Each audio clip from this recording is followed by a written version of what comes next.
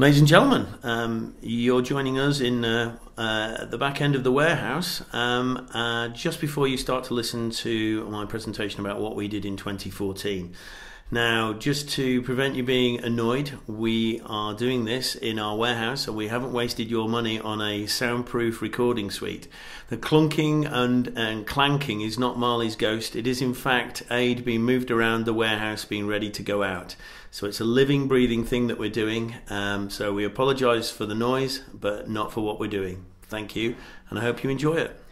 For the next half an hour or so, I'm going to chat through what we did in 2014. So here we go. 2014, the year that was. It was quite an unusual year. Well, for the 4 or 5 that I've been here, it certainly was unusual.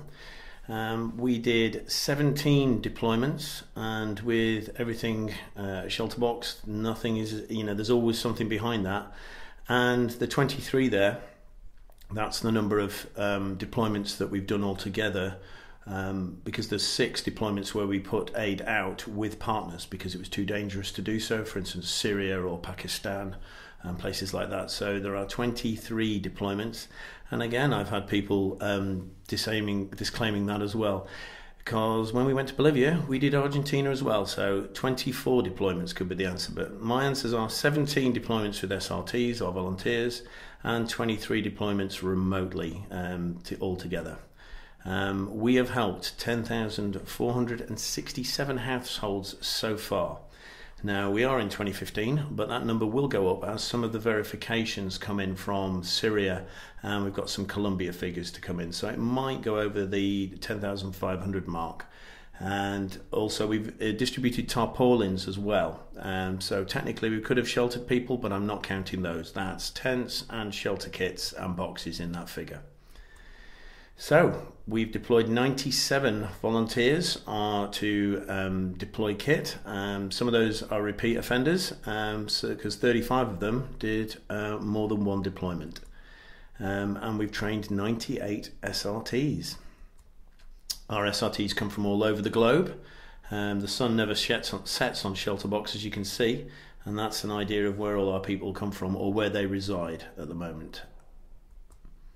So 2014, we've tried to bring in some improvements this year. The ops manual has been revamped. It's to give us all in the ops team and the people out in the field a set level of ideals and rules, procedures, things like that, and expectations of what is needed in the field. We have brought in a first aid station, which is a new filter, which is an improvement over the old filters. It's smaller, lighter, and filters more poisons out than the old filter, and gives a much better flow rate and is simpler to use. Luminade is the lights in the box that we pack. We've got some inflatable Luminade LED lights. It's the shade that's inflatable, not the actual LED itself, and that's just to disperse the light, because an LED light is quite bright, but we need to disperse it, so it's got an inflatable bag on it to do that. And we've got additional shelter options, which we'll talk about later on. Operations capacity, SRT core training has been revamped. We've got an updated SRT role description as our role deepens and is a lot more involved than it used to be. And we've adapted the deployment model with the ops restructure to reflect that some of the more complex deployments, such as Haiyan, will need some sort of ops representative to do the logistics, to do the glad handing, to organise the ins and outs of the volunteers themselves, to organise the coordination between the teams if we're doing multiple teams. So we've changed our roles slightly in how we present ourselves in the larger deployments. And we've got a code of conduct. We're introducing background checks to make sure we've got the right people. We've introduced some administration to make sure that the information flow is more standard, and we're taking beneficiary information a lot more seriously now as the aid world itself tightens up on that, and also to be more transparent in the difference that we make when we're out in the field to the people that you have given us money to make sure that they get the shelter. New equipment, we mentioned it briefly. The UN spec, when it says new kit, that has been around for about 30 years. We use the United Nations tents, well, the United Nations spec tent, only when we're forced to. Its downsides is that it's heavy, it's more complicated to put up, and it's a lot more cumbersome to pack. So why are we using that tent then? It is a lot more hard wearing. And it is more universally accepted. So why are we not going across to that tent? Because it's heavy and it's expensive. It is a lot more expensive to move around. So we use it when we have to blend in with everyone else. For instance, in Syria, if we had our branded gear to one side or the other, then we can highlight our beneficiaries and the people delivering that aid to be of one side or the other to people who were trying to oppose them or target them. So in the higher security element or more static camps, or when we have to work with our partners who are using that style of tent, we are forced to use that tent as well. But we only use it when we have to and for very specific reasons, because our lightweight dome tent is more suited for what we need it to be. Speaking of lightweight dome tents, we have the Flex 3. Again, it's a dome tent, and we have adopted this. We're looking at this, we've used it, I think we're using it for the first time this year in 2015. We're sending that tent to North Korea. And if you look at the flap to the right of the door, that's not a dog flap or a cat flap or even a window. When you roll back the tarpaulin or the window flap as it is, you can see that it's got there's nothing there, it's still just like tent wall. What you would do is cut a hole in that, and that is a chimney hole for a standard chimney and stove equipment that goes inside that to heat the tent from the inside. Our tent is not designed to take that tent, and both those tents you are looking at there have that system on it. So when we're dealing with cold temperatures, which our tent is not geared up, and it would seriously impact on the health and welfare of our beneficiaries, then we consider using those two tents. Not together obviously, but one or the other. That tent is not universally recognised by the aid agencies, but it is made out of specification material, so it's more widely accepted than ours. The shelter kit, when our volunteers have come across, say, a house where the roof has been ripped off, if you give them a tent, their problem is that they haven't got a roof. They have kind of got a shelter, but it doesn't keep the rain out. So with this shelter kit, which is a standard off-the-shelf item for the other aid agencies, they can begin repairing that roof very quickly and using the tools to rebuild what damage has been done to their house. This is all done at about a tenth the cost of providing them with a box. And we never want to put our volunteers in a position where if they don't give them a box, then the family still don't have a shelter. If they do give them a box, then they've solved their problem initially, but they don't have any means to repair that roof, and also you've wasted an awful lot of donors' money solving a problem which could be solved by using less donors' money by just branching out a little bit into the shelter kit. So we're doing this because we've adapted to our volunteers' feedback from the deployments, and also it helps us integrate and work in partnership with other aid agencies that use that as a standard item. They use that slightly differently to us, as in it's also a repair item, but they also use it as a basis for a transitional shelter, which is something again we'll mention later on in this presentation. And an OAS tent, which looks very similar to our tent. We're just looking at whether another manufacturer could come up with another dome tent, which would give us more leverage with our manufacturers, and it has some modifications to it. The initial findings is that the window setup on this seems to make the tent an awful lot cooler than our original ShelterBox tent, so we'll be looking at that. And a lot of the times, even in my own personal experiences, when you go on deployment, if there is the means available, then the family inside the tent will have made the porch bigger to be almost the size of that porch. So we're looking at that, and we're still doing monitoring and evaluation on it, but I have a feeling that that could be an alternate and parallel tent to our dome tent. Right, starting with the year. Well, of course, nothing straightforward, is it? So we start the year with something that was actually in the previous year, which was the big event of last year and the beginning of this year, which was Typhoon Haiyan. Well, let's start with the projects. The projects are something that we've had a look at this year. That is a transitional shelter and build back better housing, which is, well, you're looking at a very good example right there. We had such an overwhelming amount of donors who wanted to help people who have been taken to, basically back to very basics by Haiyan. Their livelihood had been destroyed, their families have been destroyed, communities have been destroyed. It was a freak occurrence. It is the strongest typhoon in recorded history ever to hit landfall. And what happened then is that our donors overwhelmed with their support, and we had, when we came to the end of the tent phase, we still had money that could be spent in the Philippines to help people of Haiyan. So we were thinking, because it's such a unique event, that it's going to take people 10 years to get back to where they were, and that's going to take more than a tent. We could give them 10 tents, but why not give them a shelter that they can be proud of, that will last through another hurricane, that will build back better, and they are looking at those projects. Now, ShelterBox is not an expert in transitional shelter, so it's better to spot a good one than it is to run a good one from scratch. So we, in the future, 10, 15 years down the line, may start getting into this. Now, whether it's viable, what we can learn from it, is it something we should be doing, are all questions that we need to ask. So we approached many organisations, and you're looking at the 4 that we narrowed it down to, who were doing projects already. We liked what we saw, and they were willing to learn with us and take our input and have some steer into the project, and also, to allow us to take all of the data back and to learn if we were to do it next time, or to even sit back in slow time and think about whether it's something we would want to get into in the future or in other deployments. So we have got 300 of these shelters with ACTED, which is a French agency, Catholic Relief Services 924, Handicap International 200, and Islamic Relief 240. And they're spread over the Philippines, supporting their projects. And their projects are much bigger because of your input.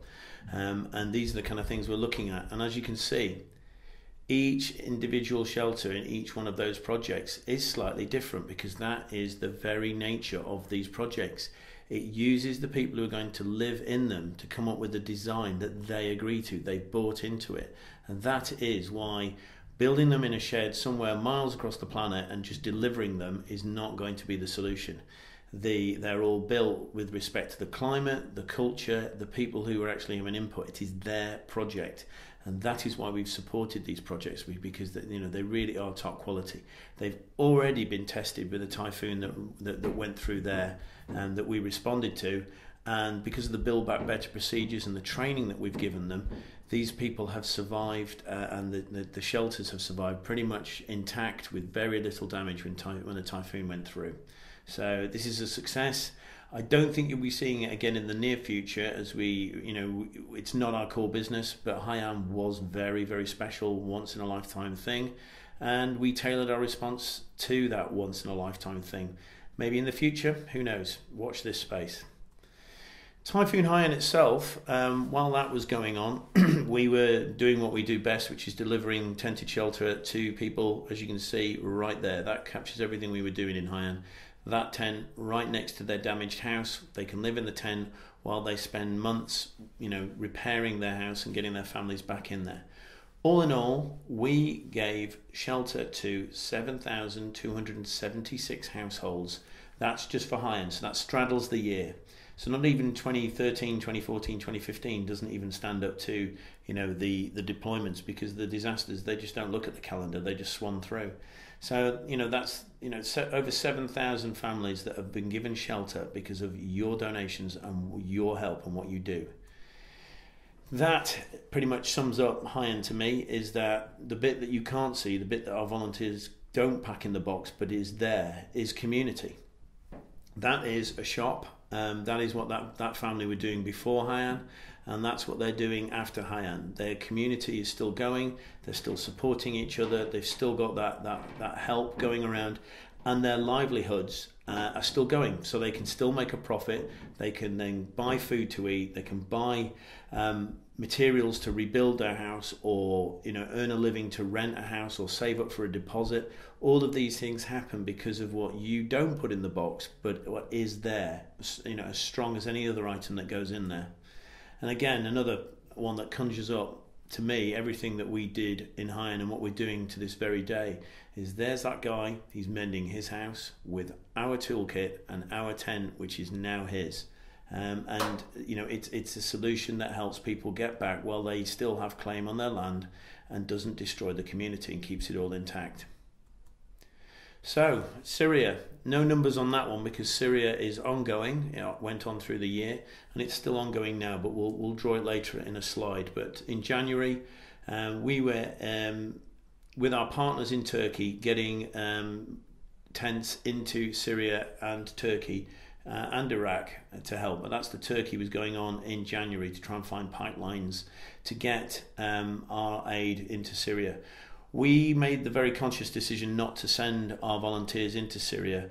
They would stand out, and it's been in the news all too much recently of what happens to people who are caught in Syria by ISIS and people trying to oppose people bringing aid to people in Syria. We use local partners who have the advantage of using Syrian nationals who can blend in with the population, who have local knowledge, local contacts, and they get us verification, and we send small loads through, check the verification, check that everything is okay, and we send another load through. We've been doing that for years now, and unfortunately I think we're going to be doing it for years to come. But Turkey was going on in January to help people in Syria. Lebanon, again, no numbers there because that's all part of the Syria part that we'll talk about later. But we had teams in Lebanon distributing to Syrian families who were forced across the border into Lebanon. Lebanon now has, I think it's an immigration population of around 25% and climbing, so it's really changed the demographics in the country there. Zimbabwe, alas, we've got some numbers. Zimbabwe, flooding, displaced, not a great place to operate. The government is very, very oppressive. It's very restrictive in what you can and can't do. A national park was being flooded and the people were being displaced. The camp that they were allocated to, the permissions fell through on that, so we had kind of a staggered response where the permissions fell through, we retreated to a safe distance while it was all sorted out what we could and couldn't do, and we sent a return team. And quite a large deployment, 1,308 shelter boxes and 40 classrooms. That's quite a success. That went on longer than I thought it would, and we managed to reach more families than I thought was possible. So I'm very proud of what we did, our volunteers did in Zimbabwe.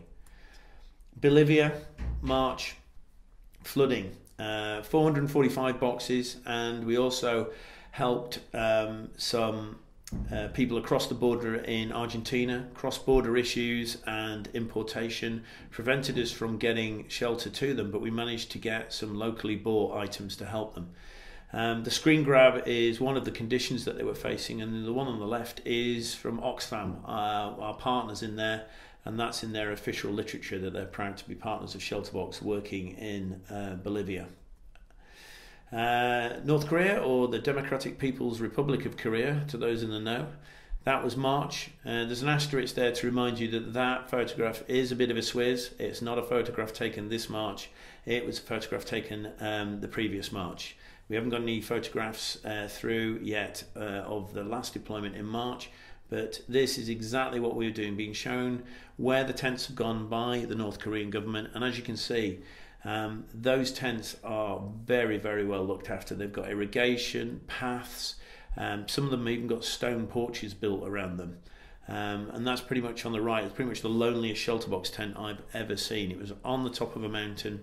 That crop in front of him is where that farmer was allocated, where he had to tend his crops, and he decided he was going to take his tent and live right next to him to save him walking an hour or 2 hours a day to get there. So North Korea, unusual, all through Rotary that we got in there, and we work with the Ministry of Foreign Trade. All other aid agencies have to work with the Ministry of the Interior, which is a bit more oppressive. So we've got this strange thing going on because we're working with the Foreign Trade Ministry, we seem to get a lot more access than the other aid agencies do. And that's all down to our contact through Rotary, who one of his lifelong friends is a North Korean guy who works for the government there. It's an odd place, but a lot of people, saying, well, how do you know that the aid's gone out and it's not been misappropriated? Well, we've sent teams over a number of months. The tents are still there, and when we've corroborated with the teams where we've seen differences, the information has been provided by our friend Dr. Zhong about, yes, those tents are not there anymore. I'll show you the houses where the people are living, and all of the information. It tots up, which is odd for North Korea, but we really do go into it with open eyes, knowing full well, the reputation of dealing with North Korea. Solomon Islands in Chile. Again, there were deployments that didn't have any boxes that went out. We sent assessment teams to Chile for an earthquake. Chileans have got their disaster response pretty much well done, very, very impressive, and we weren't needed. But we left our card, and they know where we are the next time it happens. And the Solomon Islands, again, an ongoing deployment that we sent a team to, and it was not quite what we expected. There was the government were wanting to house people who hadn't been affected by flooding and the storm, but it was more of a get the squatters away from this bit of land and go and repatriate them type deal. So we didn't want to get involved in that because the people did not want to move off their land, and it was not a solution that they were happy with, and it was kind of being forced on them. So we were not going to be part of a solution that was not agreeable to the beneficiaries. So we came back from the Solomon Islands having learnt a lesson. Iraq, again, the stuff going into Syria via the pipeline there, with our partners hand in hand and ACTED, and we sent a team in June to make sure that everything was going fine and distributions continue. Again, we'll tie it all up with a Syria slide later on. Serbia, flooding. This deployment, flooding, always a difficult one. The floodwaters recede. People realise the damage isn't as bad as they thought it was when their homes come out from underneath the water, and the need for shelter rapidly tails off. We responded anyway because no one knew when the floodwaters were going to recede, and we ended up deploying 113 shelter boxes and some non-food items. And there's our ops department, Sam Hewitt. He's not phoning home there. He's actually using an app for the iPhone and the iPad that actually helps with data collection. But we'll talk about that later. Paraguay flooding. This is the first time that we used shelter kits on their own. 488 shelter kits and blankets and kitchen sets. We went in there, and it was a shanty town where some people have been in temporary housing for 10 years, so defined temporary. And because they're on the margins of society, the poorest of society, the storm had hit them pretty bad, and the flooding had hit them pretty bad. And their houses were damaged roofs, they were leaking in. So they were so tightly packed that we thought, right, well, there's no room to actually put tents up. So, 18 months, a year ago, we wouldn't have been able to do anything because there's no way our ShelterBox and ShelterBox tent model would have fitted in this occasion. But we managed to supply shelter kits. And as you can see, that there's not a lot of room between the buildings. But that's exactly what they're doing. They're putting a new roof, which is the most difficult part to build of any shelter, back on that shelter, so it now keeps the water out, and they've got the tools to use spare wood to patch up those shelters. So Paraguay, bit of a success. Again, a mobile phone app testing for collecting data, uploading it to our website to make the data collection more transparent, quicker and more secure, and less cumbersome because there's huge piles of paper involved. That is pretty much, well, as you can see on the box there, that's Peru and Nigeria, all those beneficiary data forms that have to be brought back. I'm going to take you on to a screenshot of what you would see on an iPad. There's two screenshots there. So the left-hand side is the menu. Do you want to do a camp assessment, household profile, rapid site assessment? You go into the household information and you fill out the boxes. And you have a drop-down menu at the bottom, and you just whiz through that form a lot quicker than writing, and you can train other people to do it.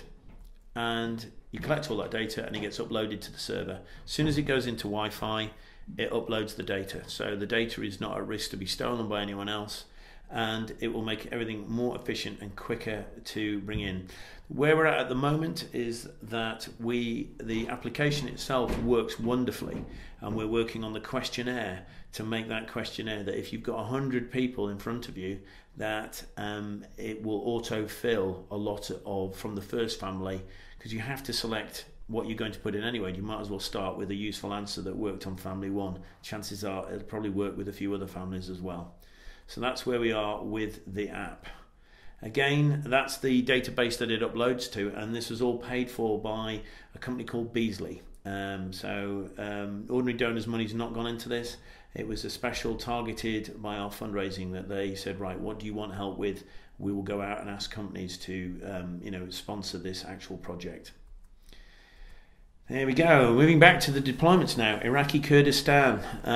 This was ISIS, so we're now even getting into where country names don't even mean anything anymore, because ISIS don't obey borders, they don't recognise them, and all of this spilled out of the Syria conflict and following on from the Iraq conflict. This caused mass sort of migration within Iraq and Syria, and we responded to this as well, and we've included that in the Syria things because that's where the problem basically started from. Ukraine, again, we sent a team to Ukraine, and because of the nature of the conflict and the cold conditions and people still living in their buildings, which is giving more support than a tent would, it wasn't right for the conditions, but we are still maintaining those contacts for the spring when we believe that the war is going to intensify in Ukraine and we will be needed there again to renew our contacts and carry on where we left off. Nepal. Huge flooding, very, very widespread, very, very challenging to operate in Nepal. Logistics very, very tight, particularly with the flooding making that even worse.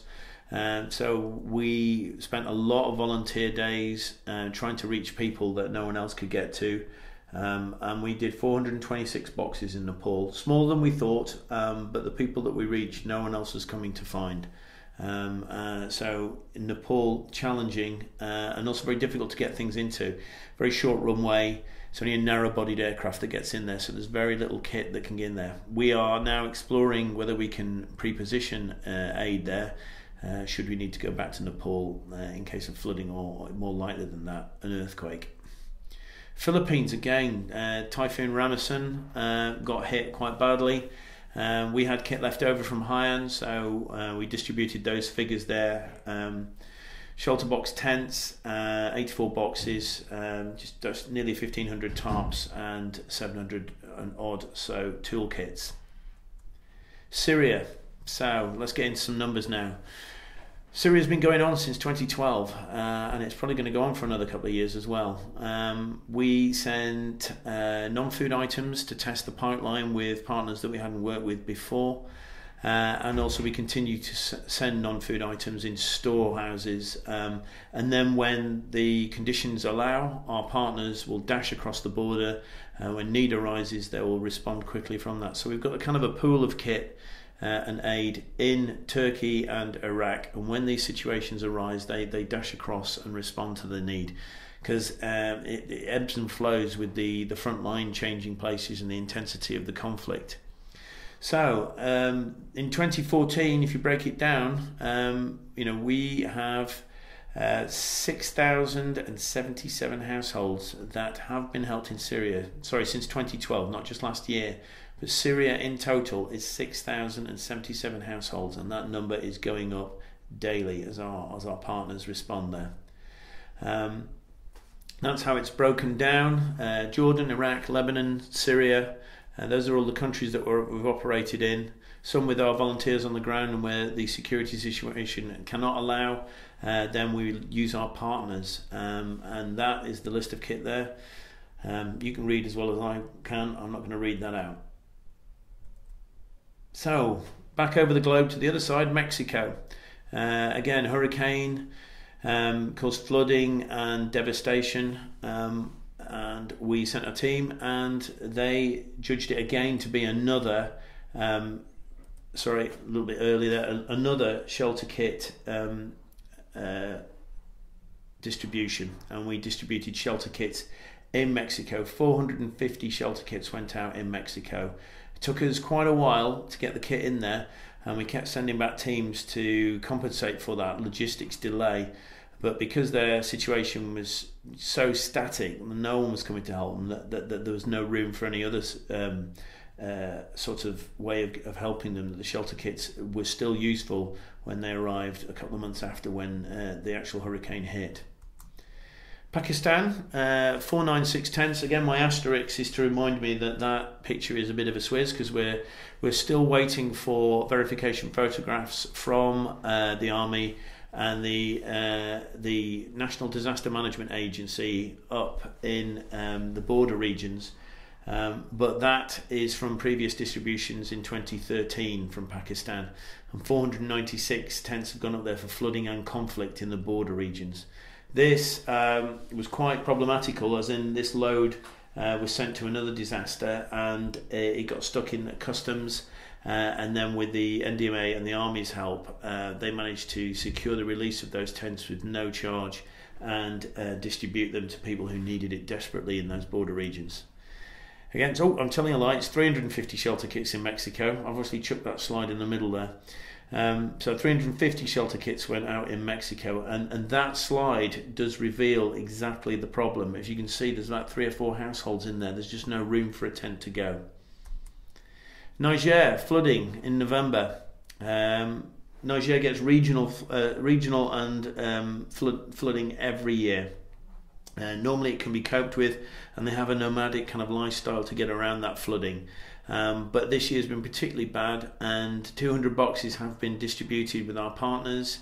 We sent a team to Niger to do train the trainer, with every intention of going out and overseeing the distribution, but the security situation from our partners, from partners' information, just didn't support that. So we've got 200 boxes that have been distributed and verified. We've got a further 386, and we're talking in February now in 2015. Those are part of the clearing process and are being distributed as we speak. And we've got another 2,000, or going up to a number of 2,000 possibly. We've got another 400 planned to go in when we've got full verification on where those further 386 went. Typhoon Ruby, latter end of last year, rolled in pretty much on a parallel track to Haiyan earlier in the year. So there were a lot of aid agencies there. A lot of aid agencies had local staff prepared, lots of kit backed up. So, they have a lot more money, a lot more manpower. So we were on the periphery of that response. But we still managed to get, nearly 2,000 tarps and 71 toolkits to people who needed them to repair their homes. So we are working on new ways of working in the Philippines, getting more partners on board, getting more trained helpers. We're also looking at different ways of getting pre-position kit there and the best way to have that housed for a rapid response. Philippines is particularly difficult to operate in. It seems like the rules and regulations change frequently, and also the widespread nature of it. It is a nation of islands, which makes the assessment and distribution particularly labour intensive. So, in 2014, how many suite tents did we put out? 2,760 boxes, just over 5,000 tents, 605 smaller tents, ShelterBox ones, 868 UN, over 1,000 shelter kits, 3,420 tarps.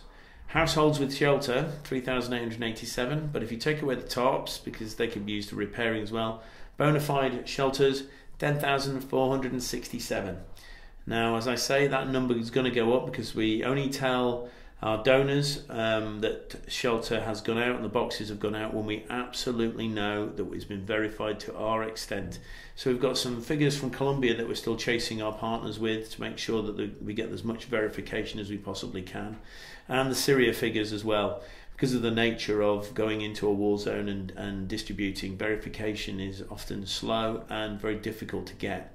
So it will go up a little bit, but not much. So I reckon it's going to be over 10,500 households helped in what can be described in disasters as a bit of a quiet year. That's for a small number of boxes. And the reason we've got such high numbers of tents and UN tents is because a lot of the disasters that we get involved in, it is the Syria spill out, the countries that we're helping that, and we have to go down that security protocol of using tents without that very distinctive logo on it. But this year we're already in February, and we're getting close to 3/4 of the number of boxes already going out the door that went out in the door in 2014. So it's going to be interesting to turn around in a year's time and see what kind of year we're going to have. It'll be busy, I know that, but we'll see. Hopefully we'll get a lot more boxes out and reach a lot more households with your help. Thank you for that. You can get hold of me at alfe@shelterbox.org if you do have any questions, or point out my shortcomings, or all the pedants there with your calculators have worked out if any of my numbers are wrong.